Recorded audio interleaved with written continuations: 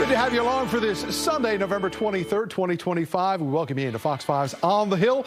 I'm Tom Fitzgerald. Let's get started on the headlines, and that is going to take us to the situation overseas. Ukrainian President Volodymyr Zelensky facing a tough choice this morning. Top U.S. officials in Switzerland right now with Ukrainian and European leaders to discuss a peace deal which could possibly end the war between Russia and Ukraine. Now, President Trump has given Zelensky until Thanksgiving to accept the terms of the proposed 28-point peace plan, which would impose harsh concessions on Ukraine, including conceding land that's been occupied by Russia and limiting Ukraine's own military and forcing Ukraine to never join NATO.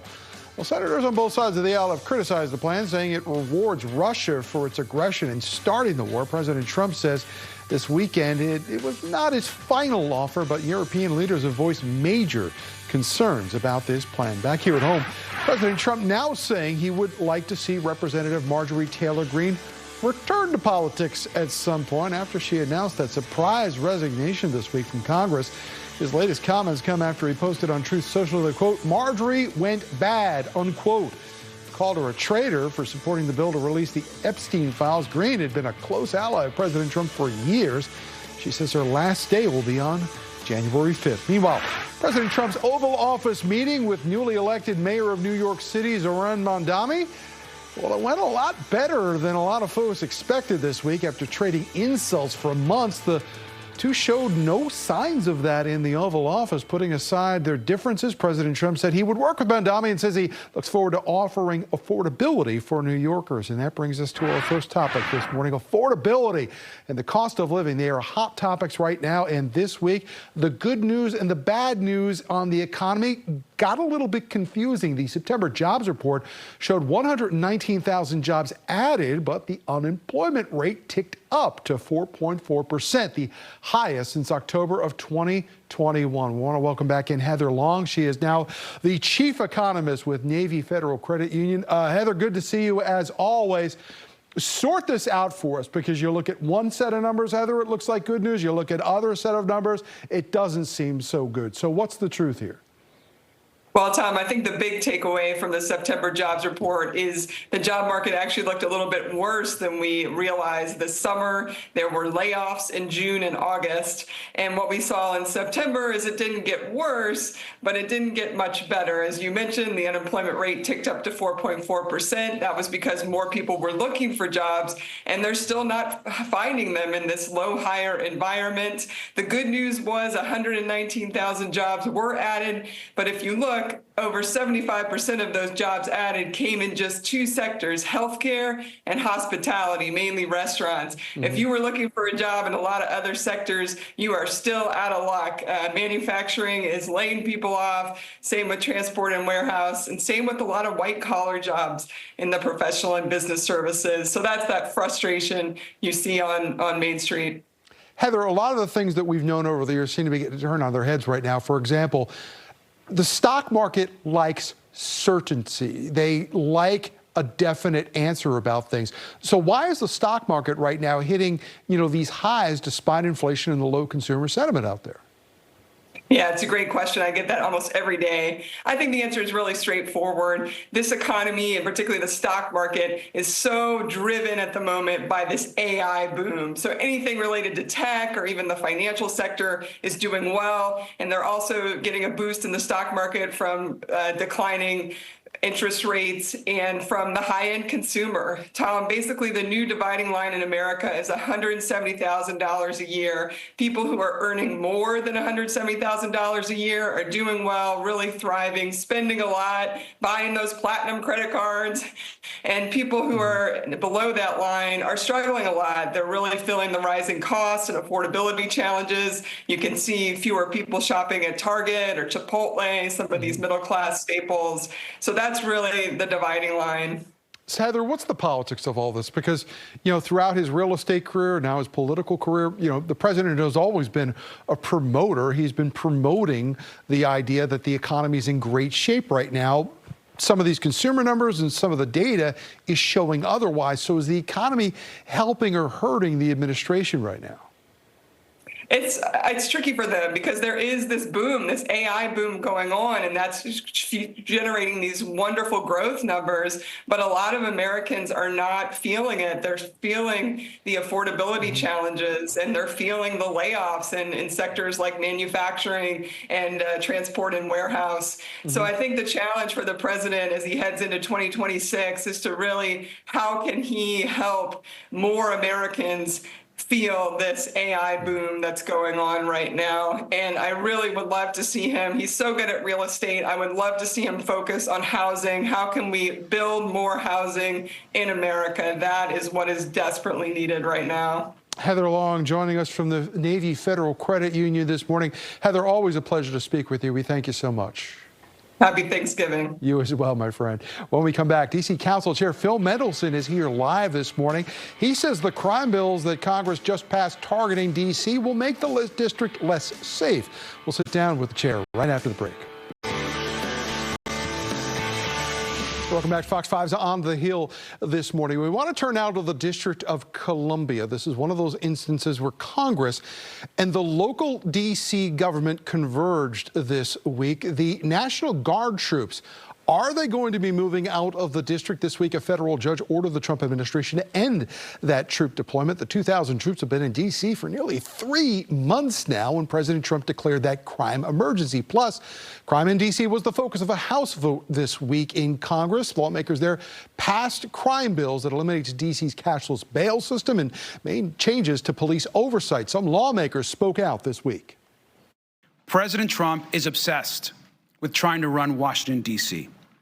And if President Trump wants to run Washington, D.C., he should resign as president and run for mayor. The left-wing politicians who say that D.C. does not have a crime problem are either delusional or simply lying to the American people. Now, D.C. leaders say this bill will have a negative impact on crime. Joining us live this morning, Phil Mendelson. He is the chairman of the D.C. Council. Chairman, thanks for being with us this morning. You spoke out very strongly in opposition to these bills. Let's take them one at a time, though. The cashless bail system. Right now, there is a system where the judge can decide if a person in front of them is a flight risk or not, or whether they're dangerous and need to be locked up. The majority of the people are allowed to leave and return at a later date. For a court system, about roughly 40%, we're told, are kept behind bars. Why is this a bad idea in your view? Well, first of all, cash is not a predictor of safety. And so this idea of cash bail, that puts the ability to pay above public safety interests. The reality is that our system, which is modeled on the federal Bail Reform Act, is safer than what we see in other jurisdictions. It's not just simply the judge sits back and says, oh, gosh, you know, is it okay to release him? There actually is a presumption for the most serious offenses that the person will be held pretrial. That's a presumption. And there also has to be a determination after a careful evaluation with Pretrial Services Agency and the prosecutor saying we want the person held, that the person is not a danger to the community and not a risk of flight. There's a logistical question surrounding all of this as well, too, because we've recently had discussions about the District of Columbia needing a new jail. Is there the physical capacity to hold on to every person if they do not have a system where a bail is determined whether or not they can be released or not? Well, that could be an issue. We've seen that in other jurisdictions and cities where there is overcrowding at the jail. We are within capacity right now. We actually manage the jail pretty well. But again, it shouldn't be that, oh gosh, a person can pay and therefore they're not a danger to the community.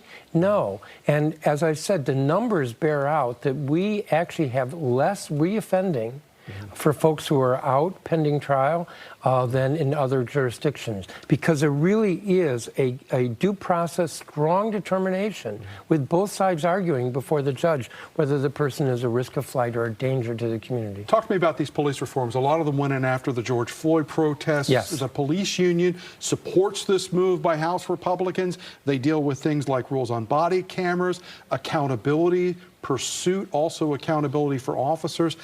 Why do you think it's a bad idea to let, as the House Republicans are saying, let police do their policing? Well, in fact, the chief supports supports the law that we have in the district, and the chief and the mayor and the attorney general, as well as the council, don't support this repeal. It's about police accountability. Police accountability in ways such as who gets to decide the disciplinary process. So the D.C. Auditor, independent, a few years ago put out a report. 37 police officers who were fired by the chief had to be rehired under the disciplinary process, not the chief's disciplinary process, but the process that had been bargained by the FOP. The FOP hates this accountability law. I don't get it because I think good cops are good for policing, but somehow the FOP time and again wants to defend these bad cops and doesn't like this accountability. One of the arguments House Republicans have been using is that these reforms set up a situation where in 2023 the District of Columbia saw this crime spike, a crime spike which was now dissipated, but yet congressional Republicans are using as a launching point for a lot of these bills that you don't like. Well, it's interesting you mentioned that, because we've had this police accountability law since 2020. And while crime did go up in 2023, crime was down last year. Violent crime was down about 35%, and this year it's down another 28% under the same police accountability law. Now, the Republicans do trash the accountability bill for some restrictions that, in fact, we changed. And what I mean by that is, for instance, we had adopted in 2020 some restraints on vehicular pursuit, but we changed those last year. The Republicans are still citing the previous law. He is Phil Mendelson. He is the chairman of the District of Columbia Council, and we appreciate you joining us. Chairman's going to be with us over on Fox Local coming up at 9 a.m. This morning. We'll see you in just a bit. When we continue here on Fox 5's On the Hill, she has been in the Senate for nearly 10 months now. We're going to talk live with Democratic Senator from Maryland, Angela Alsobrooks, in studio. Fox 5's On the Hill continues right after this.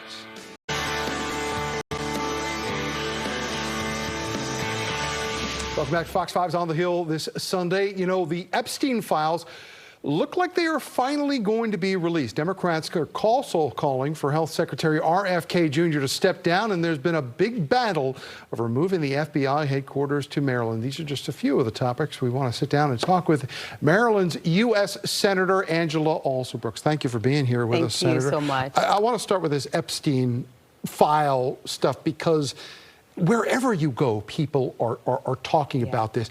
And yes, it's important that what we know about these victims is brought to bear and into the sunlight.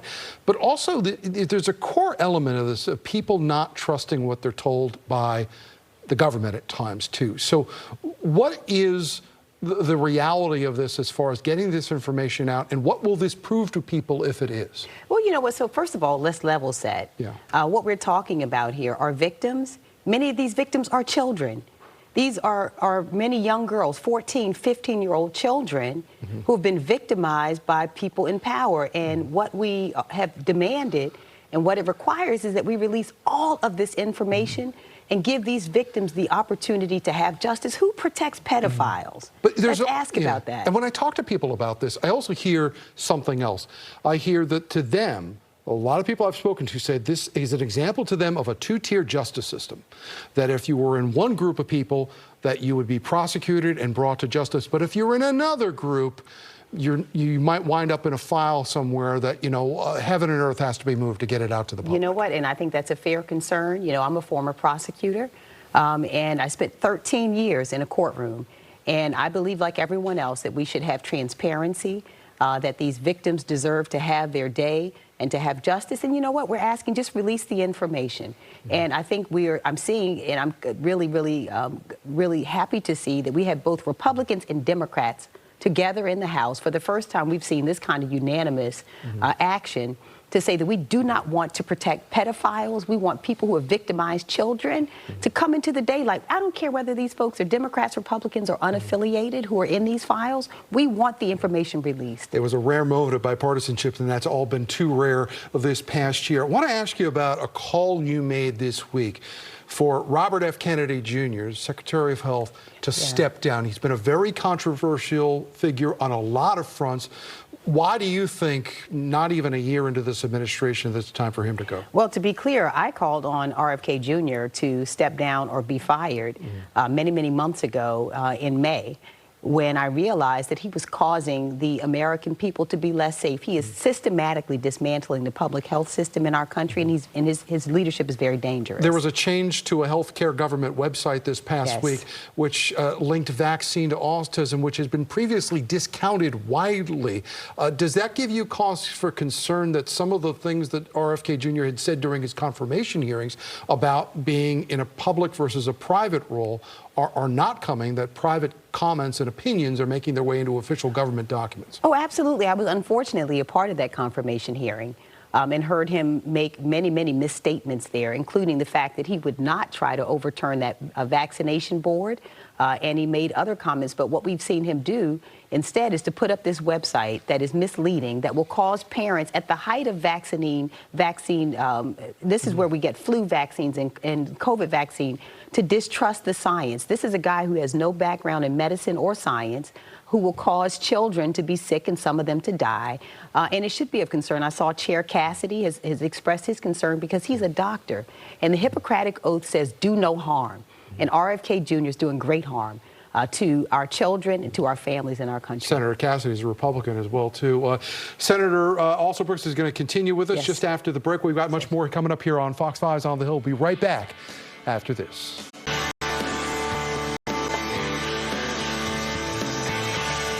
Welcome back to Fox 5's On the Hill this Sunday. We're speaking with U.S. Senator Angela Alsobrooks from Maryland. Senator, the ongoing saga of the FBI headquarters continues to take twists and turns. Yeah. The new site was decided to be in Greenville, Maryland. However, the Trump administration apparently has pulled the plug on that. There have been indications that they would move into the Reagan building. The state of Maryland has filed suit against the federal government. Is there any chance, in your view, that the FBI building will ever actually get built in Greenville? Oh, absolutely. We are not giving up. You know, this shouldn't be a saga. This was a nearly 15-year competitive process, a transparent process. Maryland competed, and at the end of that process, there was a law that said the site could be at 3 places, 2 sites in Maryland and 1 in Virginia. Never, ever said that D.C. was even on the list of the sites that were possible. But this was a transparent process where one of the criteria said the FBI needed to be in a place with the highest level of security. Maryland offered that. The site that has been recently selected does not offer that security, and the men and women of the FBI deserve to be in a place where they have the highest level of security offered to them, and Maryland offers that, and we won that, and we're filing suit, and we're going to continue. One of the other big issues that Maryland has been facing lately is this national debate over redistricting of congressional districts. Governor Wes Moore has tapped you, amongst others, to lead a congressional redistricting study task force. However, there are some Republicans out there who would look at that and say, should a Democratic U.S. senator be the one leading a task force? So what are you going to look at this right now? And how do you respond to these concerns by the Democratic State Senate President Bill Ferguson that he doesn't think this is a good idea? Well, let me first of all say, you know, I'm leading this commission. We want to hear from the people. We've hosted now listening sessions and let Marylanders come in and comment. But you know what Republicans should be concerned about? You know, the cost of goods, the cost of living has become really unaffordable for most Americans, and rather than address that concern, they decided to rig the maps across the country, including Texas and other places, to hopefully cheat in advance of the next election. So Maryland has decided we're going to go and hear from the people, but we want to make sure that we are able to fairly compete, that people's rights are honored, and that their votes are honored. Your one Republican congressional seat right now is held by Andy Harris, conservative Republican. The first congressional district in Maryland has traditionally been a more conservative district. Would this be a situation where politicians are picking the politician for the people, or should the people be picking the politician? The people always get to decide. And again, this redistricting process allows us to hear directly from the people what their desires are. It will then advance to the Maryland General Assembly, and we'll see where it goes from there. But what we do know, again, is that these are not ordinary times. There's nothing ordinary about the times that we are in. And we have to be prepared as Republicans seek to cheat all across the country by changing these maps. We have to be in position to hear from the people and to do what is best to make sure that our voices are heard and that our votes are counted. Got about 30 seconds left. Some of your colleagues jumped ship and joined the Republicans to reopen the government recently. You were not part of that. However, we were told that there was a promise to vote on these Obamacare tax credits. Real quick, you think that's going to happen? I voted 8 different times to reopen the government. I insist that health care is important, and I will not support any effort that doesn't extend ACA tax credits. She is Angela Alsobrooks, U.S. Senator from Maryland. We thank you so much for being with us. Thank you. We'll see you back here next week. Fox 5's On the Hill.